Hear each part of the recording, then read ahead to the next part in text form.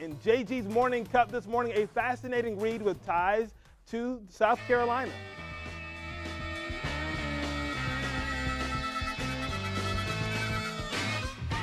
Reviews have said it will make you laugh and cry out loud. I'm joined this morning in studio by author Karon Luddy to tell us more about this story set in South Carolina around the 1970s, Karon. Yeah, 1971. And we have some a little bit of ties amongst ourselves here.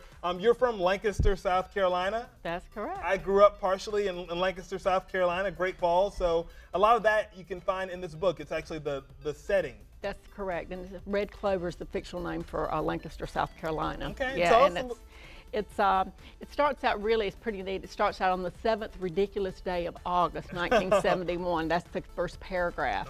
And it's just a day, it's a particular young woman named Carleen Bridges, and she is a protagonist that I've written about in my first book, and then this is the series. Sequel, right, yeah. it's a sequel to that.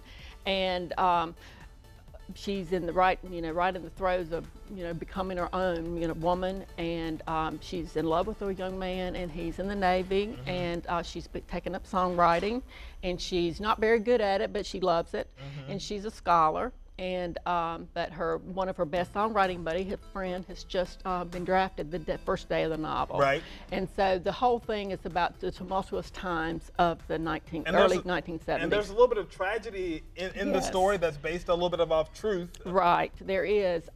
There's tragedy strikes in the character's life, the protagonist Carleen's life. And when I was younger, I had tragedy to strike with me. I lost my first little boyfriend. His name was David Falconberry. And there's a picture of him in the book. You can continue talking about. Yes, and he, right before the day of his 13th birthday, he accidentally was killed by a friend by a supposedly unloaded gun. And he was the first person I ever kissed, and he was just a special young man in my life. Everyone loved him. And so when I got through with the novel, I just knew that I had to dedicate the book to him, and I just couldn't get him off my mind. I'd written poetry about him, because when you're 13 years old, I was 14, you just don't know how to handle grief. Right. And so I never had grieved that, and so with writing this book, at the end of it, I just contacted his sister in Lancaster, Hilda Falconberry, and then he has a brother also, and so I contacted them, and they came to we had a book launch in July, and they came, and so we had this full circle. What you said really helped them deal with this grief. I'm gonna let you find the picture in the book there, because you know exactly where it is. Yes. What do you want people to get out of this? We have some of the reviews, things that people have been saying about the book, and they've been saying that it makes them laugh, it makes them cry. Give this book to everyone you know, but only after you've devoured every delicious morsel of it yourself.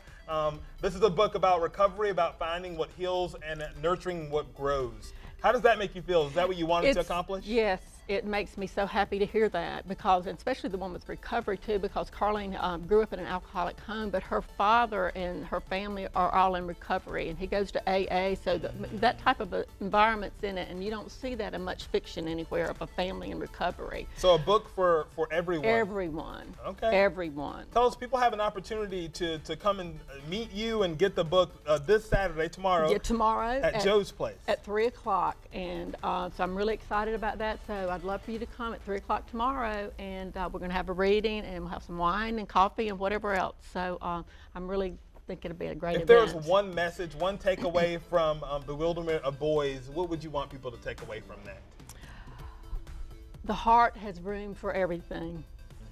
The human heart has room for everything. Wow. And I just thought of that, but that's really what it's about. It's a book that's full of heart, and like I said, I have grown men emailing me that they cannot get past the first 30 pages without crying, because it takes them back to their time when they were 17 years old. And the book is dedicated to anyone who is 17 or ever will be 17. So it's really about growing up. Okay, Karon Luddy, thank you so much. KaronLuddy.com has more information about you, and go see her tomorrow at Joe's Place. Thank you so much, Karon. Thank you so much.